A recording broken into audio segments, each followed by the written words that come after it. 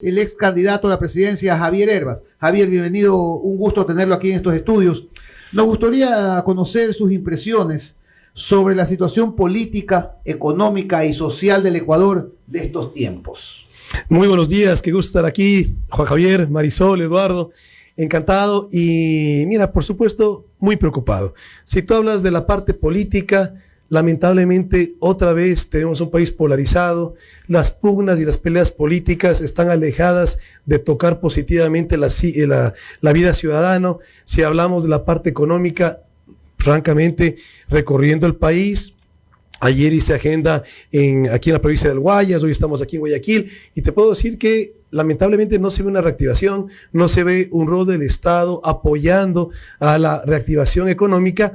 Y bueno, y en la parte social, evidentemente, somos un país con mucha inequidad que necesita un Estado que esté apoyando a los grupos vulnerables y eso es política pública que en este momento está ausente.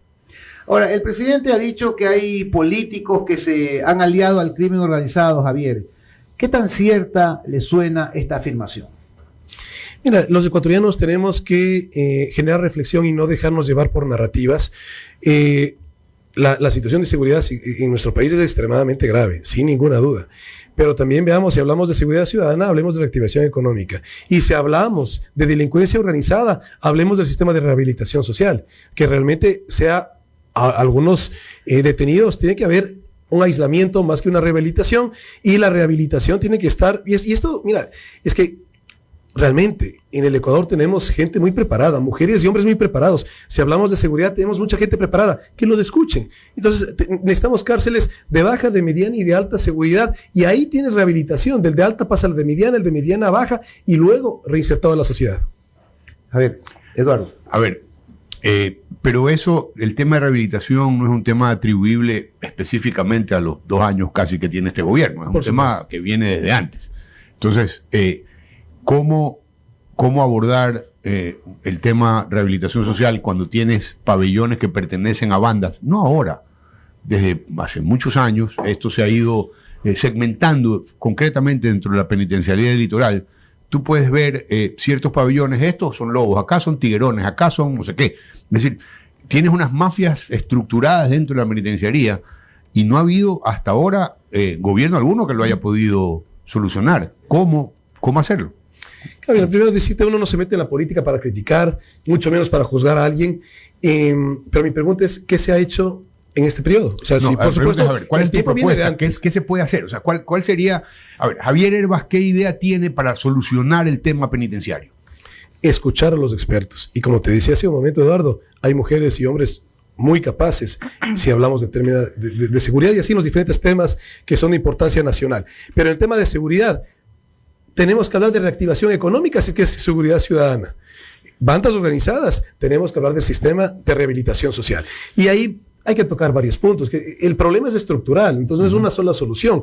Pero el tema de bandas organizadas, tenemos que llevar el sistema de justicia a los jueces sin rostro, que no es solamente eso, es proceso sin rostro también. Es decir, no solamente que no se que el que está demandado no conozca quién es su juez, sino que el juez no conozca a la persona para ir de alguna manera tratando de recuperar institucionalidad y que no sea la parte económica o peor aún la intimidación la que esté llevando a un juez a tomar una decisión. Es que el juez sí debe conocer a quién está juzgando, no así o sea, no, que el juez sea anónimo. No tiene que ser así, no. De hecho, un proceso sin rostro hace que tú conozcas el contexto, qué es lo que ha pasado, pero que no sepas a quién tú le estás sentenciando, porque corres al final del día el riesgo de que te intimiden o que el sistema mismo busque algún beneficio económico. Ahora, ¿cuál es el procedimiento operativo para llegar a tener jueces sin rostros?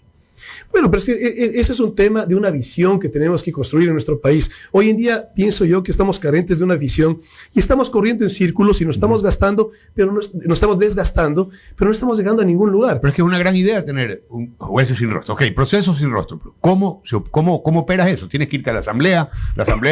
En el caso de que tengas, Javier, si tú tuvieras los votos que tiene la izquierda democrática hoy en la asamblea, no te alcanza pues para generar un cambio. O sea, tienes que buscar con quién aliarte para poder cambiar la estructura judicial y decir, ok, ahora sin rostro.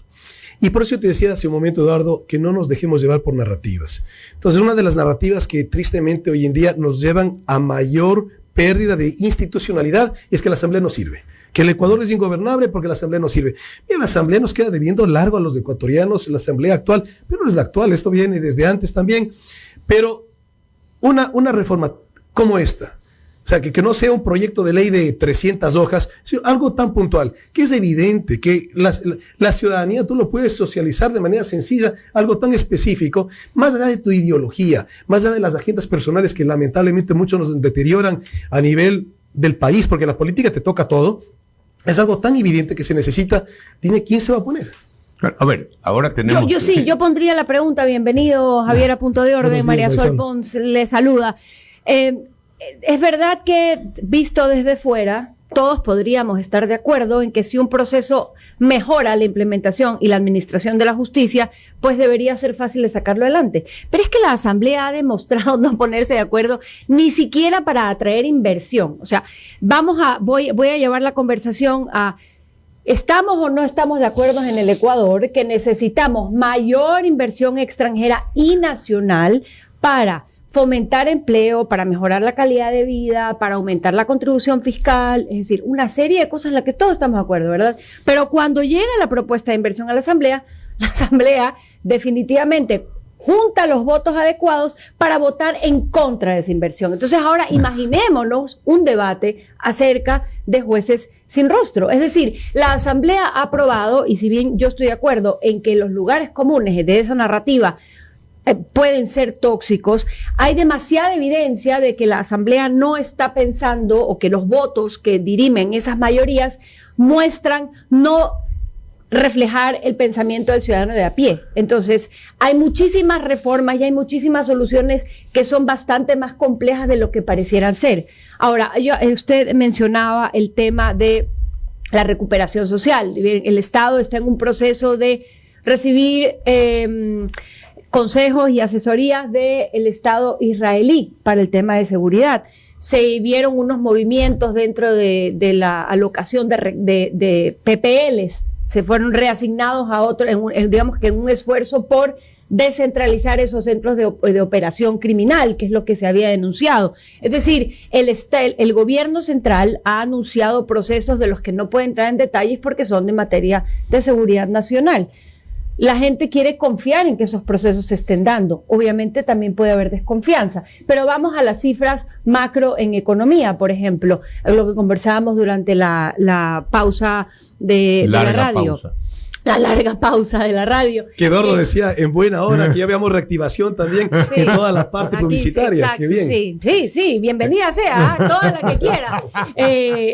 Digamos, las cifras que refleja las afiliaciones del IES van en incremento. La cifra de empleo adecuado va subiendo, si bien no sube a la velocidad que todos quisiéramos, va subiendo, se va recuperando. Vemos que hay nuevas cadenas que vienen a invertir en este país. ¿Será una fórmula de éxito del gobierno central? ¿Cuál es su visión? Porque estas mejoras se ven palpadas. Sin embargo, por supuesto, el trabajo queda muchísimo por hacer. ¿Cuál es su visión al respecto? Estimada María Sol, transparencia y coherencia. ¿Por qué te digo esto? Tú comenzaste a analizar el tema de una ley de inversiones. Claro que necesita el Ecuador una ley de inversiones, pero que no sea eso la puerta abierta a un feriado, que ya lo vivimos los ecuatorianos. O sea, que sea puntual lo que se le está pidiendo. Lo que en un momento, Ecuador tiene solamente 3 alianzas público-privadas. Algo está mal, algo no funciona. Y en un momento dado, el gobierno actual fomentó una ley de inversiones que en la parte de la inversión, fabuloso. Pero mira tú, la cantidad de hojas en las reformas que estaban haciendo era más amplia que la ley per se. Entonces, esas incoherencias y la falta de transparencia, evidentemente va a ser difícil que tú generes una visión. Entonces, ¿necesitamos una ley de inversiones? Claro que sí, que favorezca a los ecuatorianos, no que ponga en riesgo el Estado. Y los varios temas que tú analizabas, mira, un común denominador que yo quisiera en este momento mencionar es la ausencia de visión. Porque tú dices, sí, en buena hora hay sectores, hay más afiliados al Seguro Social, se podría presumir que hay una reactivación, pero ¿a qué visión? O sea, ¿cuál es la política pública? Por tu esfuerzo y sacrificio tú puedes tener un negocio y puedes pasar de 2 a 5 trabajadores en buena hora por ti, en esa fracción por el país, pero necesitamos política pública para que no sea solamente por tu iniciativa, sino porque hay un acompañamiento del Estado que te fomenta para que no sea solamente tú, sino que sea la gran mayoría de emprendedores o la gran mayoría del aparato productivo ecuatoriano que puede estar creciendo. A ver, Javier, y déjame, tú reviviste un partido que estaba, pues, no pasando por su mejor momento, que es la Izquierda Democrática. Arrastraste un montón de asambleístas y enhorabuena. Pero ¿qué pasó luego? Te fuiste de la Izquierda Democrática, se partió en dos, no sé en cuánto la Izquierda Democrática. Es decir, hay cómo recuperar ese liderazgo necesario entre este partido que tuvo este hálito de vida nuevo con tu candidatura a la presidencia, pero que luego de eso empezó a desmembrarse. ¿Cómo es la propuesta de Javier Hervas en las elecciones del 2025? ¿Qué es lo que, digamos, para implementar todas estas ideas que tú tienes? Pues vas a tener que ganar otras elecciones o ganar las elecciones con un partido estructurado. ¿Va a ser la Izquierda Democrática? ¿Va a ser otro partido? ¿Cómo es el futuro político? Eduardo, bueno, primero decirte que yo tengo un agradecimiento pleno a la militancia del partido. Y el partido sí, esa militancia maravillosa. Pero no a la dirigencia. Pero, digamos, estas pugnas políticas lo que tiene es una cantidad de intereses personales, y lo que yo pienso que si tú quieres ser parte de una solución, no puedes mirar a un lado los problemas. Entonces, que tú te quieras el lomo, pero le dejas el hueso. No. Y los temas son integrales. O sea, carne con hueso. Pero no te puedes tampoco dejar utilizar. O sea, yo no me dejo utilizar. Ok, pero entonces ¿tienes partido o no tienes partido? O sea, ¿qué va a pasar? La Izquierda Democrática quiere a Javier Hervas, algunos dirigentes sí, otros no. ¿Cómo homogeneizar esta masa que hoy está medio dividida políticamente? Mira, lo que tú sí puedes ver es que hay personas que no van a cambiar. Y por eso es tan importante en la visión de país que necesitamos que vayamos involucrando y motivando a muchas más personas que hagan política. Que tú te defines como político, ¿no? Es un tema personal, o sea, tuyo. Quisieras que los dirigentes política de la izquierda cambien y sean reemplazados por otros que sean más afines a tu pensamiento. No es un tema de lo que quiere una persona, es un tema de la visión que tenemos que construir.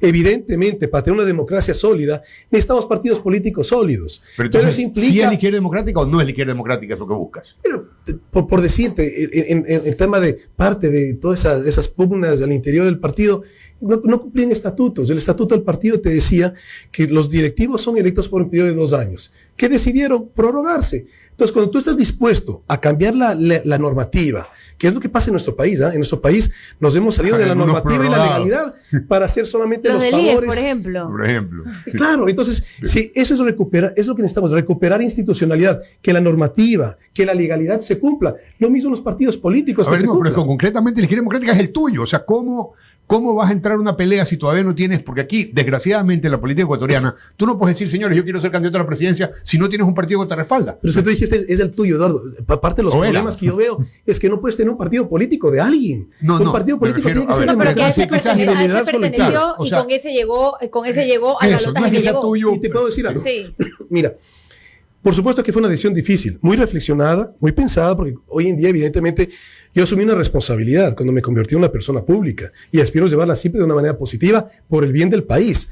Entonces, en esa responsabilidad no es que yo me levanté un día y me desafío. No. Esto fue muy reflexionado, pero, sin embargo, una decisión difícil, porque evidentemente le metí energía y esfuerzo para levantar el partido. Pero cuando tú puedes ver que tú terminas siendo utilizado para otros fines, tampoco. ¿Cuáles eran esos otros fines?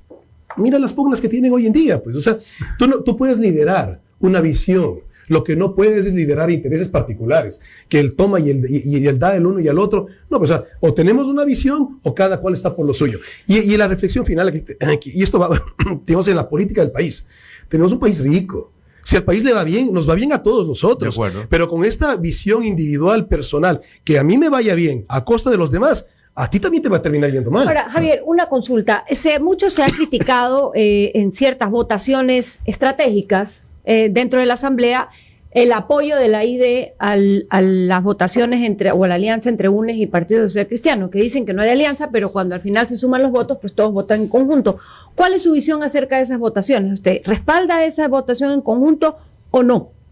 Mira, en primer lugar, un partido político, y eso yo lo decía permanentemente dentro de las reuniones que teníamos, un partido político tiene varias responsabilidades, pero 2 fundamentales que no puedes fallar. La una es mantener la ideología presente, ¿no es cierto? Y la otra, darles líderes al país.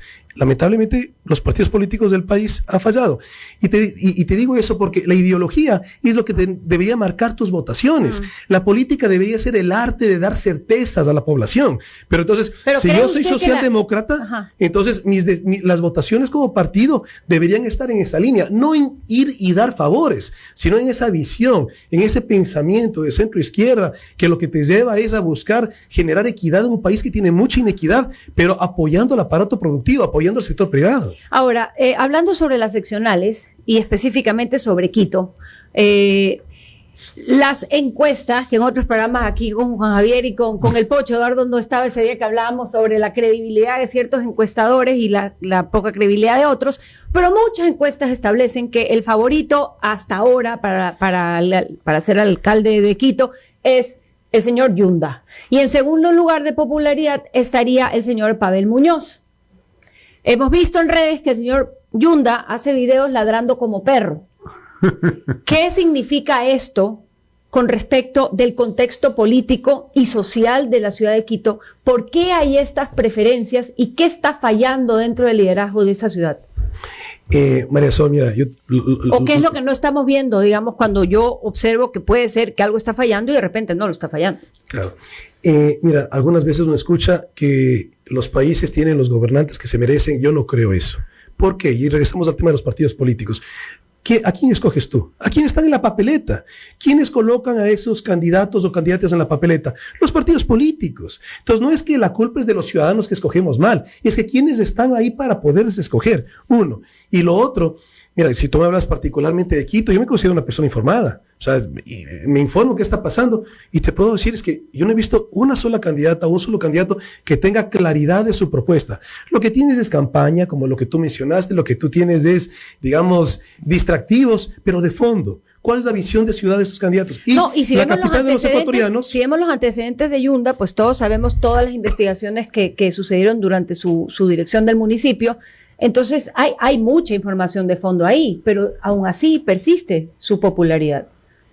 Bueno, y preguntémonos nosotros los ecuatorianos, si es que eso es por el mérito de esa persona o por el demérito de los demás. O sea, aquí estamos abocados los ecuatorianos a seguir votando por el menos malo o a construir una visión, que eso es lo que yo creo que es necesario, porque yo no veo una visión, no veo una visión de ciudad. Aquí en Guayaquil puedes ver de alguna manera una política pública que ha generado una visión. Tú lo puedes criticar, lo que tú quieras, pero en Quito yo no la veo. Hay ausencia, hay abandono. Y nuestro Estado, nuestras ciudades, nuestros gobiernos autónomos descentralizados necesitan visión en cada uno de ellos. La gran mayoría no lo tienen. Quieres ser autoridad, ni siquiera tienes claro para qué. Los programas de gobierno de cada uno de los candidatos, algunos que he leído, son demagogia. La demagogia es ofrecer cosas que no puedes cumplir. O sea, eso es lo que ojalá los ecuatorianos nos interesemos por el bien del país a involucrarnos en política. Javier, estamos conversando con Javier Hervas, ex candidato a la presidencia. Hay ecuatorianos, Javier, que tienen la percepción de que usted ve los toros desde lejos. ¿Cree usted que por ahora es mejor no saltar al ruedo? No, todo lo contrario. Mira, pero lo que yo sí pienso es que, lamentablemente, te doy esta percepción personal si tú quieres, pero nos tratan a los ecuatorianos como ratoncitos que nos ponen un pedacito de queso en una trampa. Y yo lo he vivido en carne propia. O sea, hacer política en el país lamentablemente se ha vuelto que si no encuentran nada malo en contra tuya, entonces van por el desprestigio, decir cualquier cosa. A propósito, un punto de orden, ¿qué pasó con la denuncia del presidente Lasso respecto a sus impuestos? Mira, yo te puedo decir es que yo sí rendí mi versión en fiscalía. Él todavía no la rinde. Pero yo hasta el día de hoy, 20 procesos, todos he entregado completos, todos he entregado de manera oportuna. Pero no es solamente el SRI, Juan Javier, Ministerio de Trabajo, Ministerio de Salud, Ministerio de Ambiente, Ministerio de Industrias, permanentemente hablamos de la política pública, de la gestión, que hay abandono, pero, o sea, que se estén concentrando tanto en una persona. Pero Javier, el problema era que lo que le decían ellos es que tú no pagas impuestos. ¿Sí pagas o no pagas? Pero por supuesto. No. Oye, mira, la política del país, no solamente por amor al país, por supuesto que lo tenemos la gran mayoría de ecuatorianos, no solamente por la preocupación, que también la tenemos, pero también porque no tengo rabo de paja. Este país maravilloso es el que me ha permitido cumplir mis sueños. Yo me meto en la política por devolver lo que yo he recibido. Yo no vengo de una familia de empresarios. Yo arranqué desde cero. Mi primer negocio formal con trabajadores, una pequeña panadería, que yo era el panadero el fin de semana. Todas son historias reales. Y hoy en día puedo dar trabajo directo a prácticamente 500 ecuatorianas y ecuatorianos. Acabamos de inaugurar una nueva fábrica hace unos meses. En capacidad plena ya seremos 1000.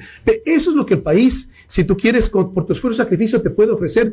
Pero el anhelo es que no haya un progreso dejando gente atrás. Por eso es que necesitamos política pública en tal sentido. A ver, pero un empresario que tiene 500 empleados debe tener un monto importante de pago de impuestos anual.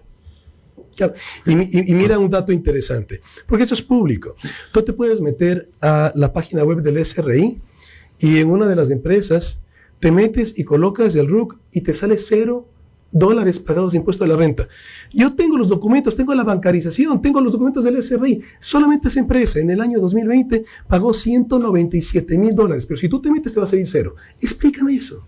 Bueno, inconsistencias en la página del SRI, cada vez menos, te cuento, porque finalmente Qué extraño, ¿no? Los procesos van progresando.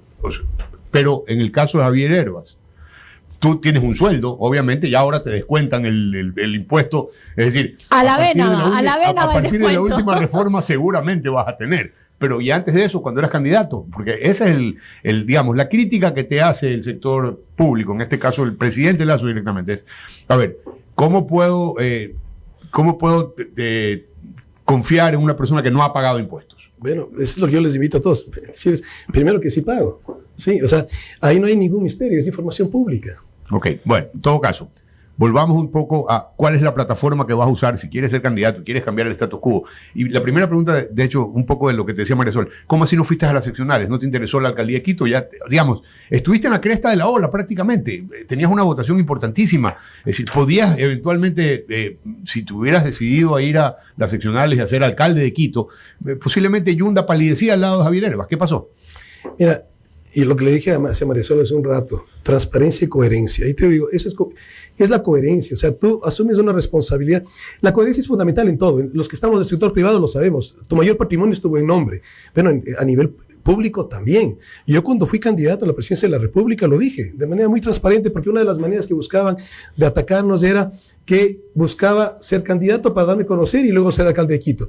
Con franqueza, claro que me gustaría ser alcalde de Quito, la capital de los ecuatorianos. Yo no sé aquí Guayaquil, pero vivo en Quito. Pero sin embargo, en el momento que yo lo dije, ya está tu palabra. Entonces no es que ahora me están pidiendo, no, o sea, seamos coherentes. ¿Y por qué no ser candidato entonces? ¿Por qué no fue? Bueno, porque en su momento, como buscaban que con eso atacarnos y con transparencia, dije, y es una realidad, yo no busco un cargo público. Yo lo que sin duda busco es dar rumbo, una política que nos toque positivamente. Y como por eso me dije, por tal sentido no seré candidato en las siguientes elecciones inmediatas. Y te lo ratifico, no lo fui. Ahora, el 25 sí. Mira, yo no sé qué va a pasar a futuro, Eduardo. Lo que sí te digo es que en el presente yo sigo trabajando, yo me sigo recorriendo el país. Y la invitación es que hagamos política los ecuatorianos, porque en política los espacios se llenan, se van a llenar. Ojalá que se llenen con gente nueva, pero que no venga a hacer lo mismo. Muchas personas, Javier, afirman que como está el gobierno de Lasso, es eminente un gobierno de izquierda radical. ¿No tendrías chance tú? Mira, yo no voy a cambiar mis convicciones por una coyuntura de que si es que vas o no vas a hacer.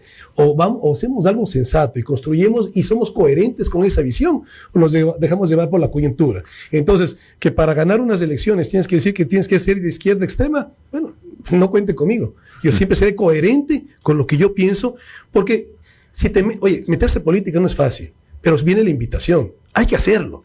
Pero a su vez, ¿para qué te metes si vas a repetir lo mismo que otros, lo que estás criticando? No de la inminencia de un gobierno de izquierda, peor de extrema izquierda, ya que somos un lunar en Latinoamérica. Pero ese fenómeno que sí lo recogiste tú de ser un outsider, ya no se repite. Es decir, esta elección no va a ser similar a la pasada, en donde Javier Hervas apareció como un empresario que venía a hacer las cosas diferentes. Posiblemente tienes un punto a favor, que es que la gente ya te conoce, pero tienes un punto en contra, que es ya no eres un outsider, ya estás metido en la política, ya has estado haciendo campaña, es decir, por ahí aparece otro outsider y eventualmente ese es el favorito. Acuérdate que nosotros somos unos electores digamos, quizás noveleros. Volátiles. Volátiles, sí. Nos gusta Muy poco este pegados nuevo. a los principios, más bien a las emociones y las imágenes. Claro, y no me refiero a nosotros, los de este panel. El ecuatoriano promedio normalmente dice, miren, aquí está este fulano nuevo, ay, veamos. Y además hace un TikTok muy interesante. Gran campaña en esa plataforma tuya, pero puede aparecer otro que haga algo similar y entonces ya no es Herbas porque ya Herbas fue y no ganó. Bueno, pues este es el siguiente. Segunda pregunta. Pero ¿Con quién déjame vas? te respondo a esa primera, Eduardo. Mira, primero yo pienso que los ecuatorianos somos gente inteligente. Y te digo eso porque recuerdo cuando yo era candidato en una entrevista, me dijeron, mira, es que el problema que tenemos es que los ecuatorianos somos ignorantes y por eso tenemos los gobernantes que hemos tenido. Yo no pienso eso. Y te doy un ejemplo que en ese momento me vino y que lo dije en esa entrevista. Mira, si yo creo que hay un pueblo bien formado, bien ilustrado y por muchísimos años y cientos de años, es el pueblo alemán. Y el pueblo alemán eligió democráticamente a Hitler. Entonces, la historia tenemos que tenerla siempre vigente porque son ciclos y se repiten. Y no conocer la historia es estar abocado a repetirla si no generas una reflexión. Y tú mencionas el tema, esta polarización, que extrema derecha, que extrema izquierda. Juan Javier dijo, bueno, entonces ahora le toca a la extrema izquierda. Y te puedo decir, mira, en esta polarización nos está dañando a todos. Porque evidentemente estamos en deterioro. Y me acuerdo, vi el otro día un tuit de un comunicador que dice, déjà vu, los que eran anteriormente autoritarios ahora resulta que son demócratas. ¿No es cierto? Eso se está viendo. Ahora sí hablan de institucionalidad. Van a la Corte Interamericana de Derechos Humanos que quisieron denunciar en su momento. Correcto. Sí. Y los que se decían defender la democracia, ahora son autoritarios. O sea, que no vayamos de extremo a extremo, porque eso no nos está ayudando para nada como país. Yo ayer hice un comentario en esta radio, Javier, y parte del comentario decía, los pueblos están hasta la coronilla de los dogmas. Les importa un pepino si la abundancia, el trabajo, la salud, la seguridad llega por la izquierda, por la derecha o por el centro. Es menester coger las ideologías y guardarlas bajo llave en el armario de la historia. Y es así. Yo no estoy de acuerdo con eso. No. Porque, claro, en la desesperación, en el abandono, terminas abocado a eso. Claro, o sea, si yo no tengo que comer, si no tengo salud, si no tengo trabajo, entonces quiero que quien quiera que venga me solucione todo, no importa. Una frase de Benjamin Franklin, y es lapidaria, que dice que si tú estás dispuesto a perder libertad por tener seguridad, terminas perdiendo ambas. Entonces no nos dejemos llevar en nuestra desesperación a buscar ese autoritarismo que no construye sociedad. Y ya lo hemos vivido los ecuatorianos, tomemos 10 más 4 años que nos rompieron tejido social. Y eso sí, te digo, eso duele. La corrupción, la desinstitucionalidad, todo eso afectó. Y el discurso político desde la posición de poder fue el mayor factor de polarización social que tuvimos. Claro, y ese tejido social. Porque mira, Ecuador siempre fue una isla de paz. Nuestros hermanos vecinos incendiados y Ecuador está... Pero ahora ya tenemos coches bombas aquí en el Ecuador. O sea, no podemos simplemente seguir mirando desde lejos. Tú dijiste, Juan Javier, mira los toros... perdón, desde lejos, todo lo contrario. Yo sigo trabajando y todos los días por generar una visión que sin duda tiene que ser generada de manera colectiva. Una pregunta final tengo yo, Javier. ¿Qué opinión le merece la consulta popular que ha planteado el gobierno? ¿Piensa usted que va a servir de algo o es una pérdida de tiempo y recursos? Yo quisiera preguntarte a ti, Juan Javier, y a toda la audiencia que nos escucha. Pensemos hipotéticamente. Si lo que se hablan de estas 8 preguntas al momento, si todos ganara el sí, y también la pregunta, si todas ganara el no, ¿qué cambiaría en el Ecuador? Que lamentablemente es eso, porque tenemos que hacernos esas preguntas para no dejarnos llevar por narrativas. Sí, con extradición hay cambio, claro, por supuesto. Claro que hay cambio. O sea, si todos ganan el sí, son dos alternativas bien diferentes. Hablemos de 20 años. Sí. Una solo pedido de extradición que haya recibido el Ecuador, ni uno. Entonces, no nos dejemos llevar por narrativas. Por supuesto que yo el no narcotráfico... Creo que una narrativa y discrepo con mucho respeto. Los hechos. ¿Qué pedido de extradición ha tenido el Ecuador? No, pero si no tiene... A ver, si no la solución no es esa. Es que no tienes a ley de extradición. No se ha dado, porque no existía ese mecanismo, no existía ese vehículo. Por tanto, el momento en que lo creas, independientemente de que hayan otras naciones de que soliciten la extradición de un ciudadano X, pues también hay el factor de que deja de ser más atractivo a otros países, a otros ciudadanos que operan la delincuencia internacional, Porque el país ya tiene este mecanismo que te lleva digamos, que a que la justicia te llegue de angas o de mangas. Si no existe, pues el país es mucho más atractivo para esos círculos de, digamos, el narcopoder. Sí. Pero es que los problemas que tenemos son estructurales. Entonces, generamos frustración en la sociedad cuando la expectativa es que el problema se soluciona porque entonces quitaste el examen. No, ahí no no se está el soluciona, problema. pero tú empiezas a caminar no se soluciona hacia... para nada. No se soluciona, pero contribuye al camino de la solución. Es decir, si vas a No por hacer lo nada mismo... Colombia lo hizo. Sí. Pero entonces, para que contribuyas a un camino de una solución, eso es parte de... Pero no le generes expectativa. Pero contribuye. Es lo mismo, por ejemplo, supongamos el ejemplo que hablábamos antes de los jueces sin rostro. En Colombia se utilizó y no funciona. Y proceso sin rostro, tiene que ser integral. Pero digamos, hablando del ejemplo de los jueces sin rostro, que fue lo que se utilizó en Colombia y que muchos colombianos dicen que no funcionó adecuadamente porque se prestó para vicios del sistema. No vamos a entrar en esos detalles. El punto ¿es ese un camino para encontrar soluciones? ¿Usted considera que sí? Pues sí, claro, eso solamente no va a ser la solución, claro, pero va a ser uno de los factores que contribuyen a la solución. Claro. Y mira, hay una pregunta similar que le hice hace un momento a Juan Javier. ¿De qué se ha hecho? ¿Qué se ha hecho en términos de las cárceles en el Ecuador? Oye. O sea, más allá de una foto que tumbaron una pared, estructuralmente, dime, ¿qué cambió? Es que ¿qué ha cambiado en todo este periodo? No, entonces, hay asesoría, lo que tú decías, preguntarle a los que saben. Ahora hay unos israelitas que están aquí opinando como expertos. Entonces, posiblemente esa solución ya la tomaron. ¿Qué partido corre? ¿Por qué partido correría Javier Herbas si no es la Izquierda Democrática? Porque sabemos que ya tienes esa diferencia con estos líderes. Si te llama, por ejemplo, el MPD, el Partido Socialista Ecuatoriano, le dice, oye Javier, venga, necesitamos un candidato, ¿vas o no vas? Claro. Mira, yo no tengo ninguna diferencia con la militancia de Izquierda Democrática, para nada. No tengo diferencia con el pensamiento. Ya, okay, pero nuevamente, lo que hace un momento, lo que preguntó Juan Javier, yo jamás estaré de candidato de ningún partido, ni de extrema izquierda, ni de extrema derecha, más allá de cuáles son las etiquetas. Democracia popular. ¿Hay democracia popular todavía? Ese sí es más afín. Por ese sí. Entiendo que no. No hay democracia popular. Partido Social Cristiano, que ese sí está por ahí. Mira, o sea... O volver con la Izquierda Democrática. No, porque la Izquierda Democrática hay las diferencias. Ya, supongamos que no es Izquierda Democrática. Pero por ahí al lado está el Partido Social Cristiano. Centro derecha, centro izquierda, centro. Una visión es lo que necesitamos en nuestro país. Pero a ver, la visión el candidato Herbas necesita un partido. Entonces, si la Izquierda Democrática no fuera ese partido, ¿cuál podría ser?